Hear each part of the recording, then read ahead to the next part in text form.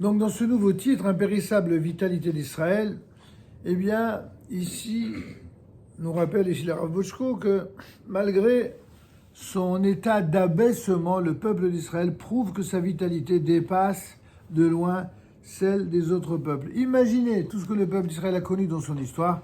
Quel est le peuple qui aurait subsisté? Quel est le peuple qui aurait résisté à ce point? Seulement voilà. Il y a aujourd'hui des peuples inventés de toutes pièces dans le but de prendre la place du peuple d'Israël et la terre du peuple d'Israël exactement comme autrefois. Et le Rav va s'en expliquer. Rabbi Yehuda Halevi ne se laisse pas submerger par la tristesse. Parce que je vous signale quand même qu'au moment où il y a ce dialogue, il n'y a pas d'État d'Israël. Il n'y a pas encore un retour organisé du peuple juif sur sa terre. Il n'y a qu'une aspiration, il n'y a qu'une prière. On est loin d'y être. Et lui, Rabbi Yehuda, malgré sa tristesse, il ne se laisse pas submerger par elle. Et sa confiance n'est en rien entamée par cet état de fait.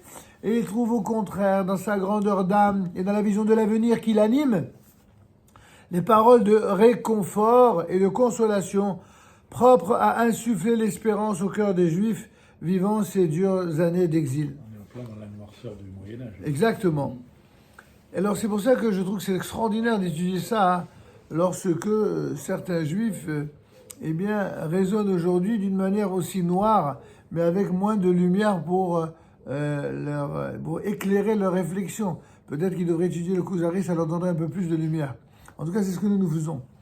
Cependant, dit Rabbi Yehuda Halevi, ô roi des Khazars, ces ossements, en qui subsiste encore une nature vivante et qui furent autrefois des véhicules pour la tête et le cœur et l'esprit, l'âme et l'intellect, eh bien, ces ossements, dis-je, valent mieux que des corps taillés dans le marbre ou le plâtre, possédant tête, yeux, oreilles et tous les organes, et auxquels ne s'est pourtant jamais attaché le moindre souffle de vie, et dans lesquels il est impossible qu'il réside jamais. Ce sont des images et des représentations d'hommes, mais ce ne sont pas des hommes. Là, il fait référence au rejet de l'idolâtrie sous toutes ses formes. Mais pour vous dire, nous, peut-être que... Grèce. Comment? Spécialement la Grèce. La Grèce, mais la Rome Oui. antique aussi. Oui. Aussi bas que soit tombé le peuple d'Israël, tant physiquement que moralement, ayant été à l'origine bien plus haut que les autres nations, il leur reste encore supérieur dans son apparente déchéance. C'est entendu que même dans sa déchéance, il est comme un seigneur, ce peuple. Il fait appel aux qualités morales et intellectuelles Du peuple d'Israël. Et Ontologique, absolument. En effet, celles-ci n'ont jamais connu une vitalité authentique. Elles ne sont vivantes qu'en tant qu'assemblage d'individus et non en tant que nation. Et les individus eux-mêmes n'ont pas de réalité vraiment spirituelle, mais seulement matérielle, et ne peuvent donc pas être appelés vivants au plein sens du terme. C'est à Israël seul qu'il a été dit dans le Deutéronome 4.4, quant à vous qui êtes attachés à Hachem, votre Dieu, vous êtes tous vivants aujourd'hui. Vous qui êtes attachés à l'Éternel, votre Dieu, vous êtes tous vivants aujourd'hui. En effet, seule une vie d'attachement spirituel et de foi en Dieu peut être considérée comme une vie vraie. L'existence des nations n'est qu'apparence de vie, dit le Kuzari. Dit Rabbi Yehuda Halevi au Kuzari. Exactement comme une statue inerte peut posséder tous les attributs du corps humain, comme on le voit dans les idolâtries diverses, sans être pour autant animée de la moindre étincelle de vie, aussi belle soit-elle de façon plastique. Eh bien, ces ossements desséchés, éparpillés, ont été jadis pleins de vie. Ils conservent donc quelque chose de leur puissance passée et peuvent revenir à la vie qui ne les a jamais complètement quittés. Mais les nations qui n'ont d'autre existence que matérielle et qui n'ont jamais connu de vie véritable n'ont en vérité aucun avenir. En vérité, c'est Israël seul qui est vivant et les nations qui sont mortes. Ah, il n'était pas pour le politiquement correct, hein. Ça me fait penser un peu à un cep de vigne qui, lorsque il est planté et qu'il est arrosé, donne les plus beaux fruits et le plus beau vin du monde. Absolument. Mais quand on prend le cep de vigne et qu'on le déracine et qu'on le jette, il s'assèche, mais sa potentialité est toujours la même. Il suffit de le replanter dans l'eau, il repart. Il redonne des bons fruits et du meilleur vin possible. Khazak. Khazak, c'est une très belle image, d'autant qu'elle existe chez Khazal, ce que vous dites. Ah, Que la vigne est comparée dans certains midrashim au peuple d'Israël. C'est exactement l'idée que vous avez magnifiquement exprimée. Alors, on tourne la page 126, donc pourrait-on croire peut-être que ce ne serait là que façon de parler? Le Haver ne s'en tient pas à de pures affirmations qui pourraient paraître infondées. Il apporte immédiatement la preuve de ses propos. Ces peuples ont élevé des maisons spécialement destinées à leur Dieu, que ce soit des églises ou des mosquées. S'y est-il jamais révélé ce Dieu qu'ils adorent, ce Dieu qu'ils adorent? Est-ce que dans les églises et dans les mosquées, est-ce que ce Dieu leur est apparu? Beaucoup des membres de ces peuples sont des moines ou des ermites, des hommes qui s'infligent force mortification. La prophétie les a-t-elle jamais visités? Et lorsque ces nations ont fauté, ont-elles subi un lourd châtiment de la part de leur Dieu? Rien de tout cela. Les nations du monde ne parviennent pas à une authentique spiritualité, ni à une relation à Dieu. Elles se sont inventées des religions qui ne leur apportent aucun bonheur et ne répandent sur elles aucune bénédiction de la part de Dieu. Il n'existe aucun rapport, ni aucun lien spirituel entre Dieu et les nations, en tout cas par elles-mêmes. Elles ne reçoivent aucune récompense pour leur bonne conduite, ni de punition pour les mauvaises. Leur existence se déroule tout entière, dit le Kuzari, au niveau de la nature, c'est-à-dire une nature qui est physique et matérielle, comme la nature elle-même. Ainsi se trouve réfutée l'hypothèse subrepticement, dit le Rav Boshko, l'hypothèse réfutée subrepticement soulevée par le roi, selon laquelle Dieu se serait choisi un autre peuple à la place d'Israël, qui est une thèse bien connue, notamment dans le monde chrétien. Aucun autre peuple n'a jamais eu de relation avec Dieu, et tous leurs efforts et leurs tentatives se sont soldés par des échecs. Israël, certes, a été puni pour ses fautes, et il se trouve à cause de ses fautes en exil. Mais cette punition même est la preuve de sa relation à Dieu. Il porte encore en lui la trace de sa vitalité d'antan, qui ne s'est jamais éteinte.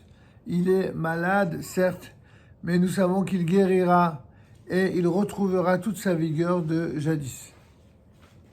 C'est magnifique. Je crois que j'avais lu également, il disait que, je crois que c'est dans le Kuzari, où il disait en réalité qu'à chaque fois qu'effectivement il y avait lorsque Israël se comportait mal, donc il y avait une punition qui tombait, mais qui tombait finalement pratiquement tout de suite. Ce qui fait qu'il y avait une relation directe entre le mauvais comportement et la punition, mais le coup au Hachem n'est jamais fatal. N'est jamais mortel. N'est jamais mortel, jamais fatal. Et alors qu'il disait que dans les autres nations, même si elles se comportent mal, c'est ce qu'il dit là, ça veut dire il y a pas forcément, elles vont pas être forcément punies tout de suite, mais le jour où le coup tombera, ce sera fatal et ce sera mortel. Ce sera le jugement, le fameux jugement dernier dont certains parlent. Ils ne savent pas que le jugement dernier, c'est le jugement des nations qui auront fait du mal à Israël. C'est elles qui vont être passées en jugement. Enfin, toutes les nations. C'est l'enfer. Je sais bien. Mais le christianisme. Ce n'est pas une punition tout de suite. C'est une... mais nous aussi, on dit pas que c'est une punition tout de suite, c'est à la fin. Sauf que l'enfer, pour le peuple juif, ça a longtemps été le christianisme, même si ça s'est arrangé quand même dans les dernières générations d'après-guerre. Mais ça a toujours été l'enfer pour le judaïsme, c'est le christianisme. Et puis ça a été aussi ponctuellement et nouvellement aussi l'islam. Ça veut dire que tous ces gens-là qui ont constitué pour le peuple d'Israël un enfer vont devoir rendre compte à la fin des temps. Et là, pour le coup, on verra la différence au niveau du jugement divin. Oui. Le Rav Boshko, là, ou le Rav Yehuda Lévi, fait surtout référence à la parole révélée. Oui. Et il y a une grande différence de la parole révélée entre la relation entre Dieu et Israël, et Dieu et les autres peuples, celles qui pensent avoir une autre révélation. Parce que pour Israël, 600 000 âmes qui étaient présentes ont été, la parole a été révélée aux 600 000 en même temps, instantanément. Alors que sur les autres, on considère que un a pu être révélé et a donné sur les autres, mais un seul de tous les peuples, ce qui fait qu'une grande différence. On a 600 000 personnes d'écart. Vous avez parfaitement raison, mais ça, on va dire que ça ne peut convaincre que celui qui est déjà convaincu. Parce que pour un théologien, la révélation, c'est une révélation. Une parole révélée doit être révélée en même temps à tout le monde pour que ça soit une vérité absolue. Non, pas forcément. Il n'y a que chez nous. Il n'y a que chez nous que c'est comme ça. Il n'y a que chez nous que ça s'est passé comme ça. Et puis il n'y a que chez nous, parce que ça s'est passé comme ça, que nous affirmons que c'est ainsi que ça doit se passer. Mais justement, vous savez, l'irrecevabilité de leur théorie, elle est fondée pour nous sur la foi que nous avons, mais aussi la transmission de ce qui a été effectivement vécu par une collectivité. C'est ce qui d'ailleurs marque les esprits au point que certains grands esprits, aussi bien du christianisme que de l'islam, ont tout simplement bel et bien abandonné leur bateau d'origine pour devenir juifs, à cause de cela. Parce que pour eux, ils considéraient cette révélation publique et collective comme beaucoup plus crédible. Et d'ailleurs, c'est peut-être une des voies les plus vibrantes et les plus sincères de celui qui veut se convertir au judaïsme. Il y a plus d'un curé qui est devenu, en un premier temps, qui s'est converti au judaïsme et qui est devenu rabbin. On a le rav du Technion de Haïfa, qui était juste avant mon cousin, avant Rabbi Eliaou. C'était un curé, enfin pas un curé, c'est un pasteur, je crois, qui s'est converti au judaïsme parce que lui, il a étudié beaucoup, il adorait la Bible, et quand il a étudié ça, qu'il a vu la résurrection nationale du peuple juif sur la terre d'Israël, pour lui, c'était évident que le Dieu de vérité, c'est le Dieu d'Israël. Et il y a eu aussi le Rav Avraham Livni, qui était aussi quelqu'un qui était un très grand philosophe et quelqu'un de pieux, également d'une autre religion. Il s'est converti au judaïsme, il a étudié la Torah auprès du Rav Kook, et il est devenu Talmid Chacham, et il a écrit ce livre merveilleux, d'ailleurs, que j'aimerais bien qu'un jour on étudie ensemble, parce que c'est vraiment une étude qui en vaut la peine. C'est Israël et l'espérance du monde, qui a été écrit du français, qui a été traduit du français à l'hébreu. Shivat Sion Nes La'amim, ça a été co-traduit, me semble-t-il, par le Rav Zuckerman, qui était un de mes rabbinim en Israël, et le Rav Cherki aussi, il a participé, je crois, à cela.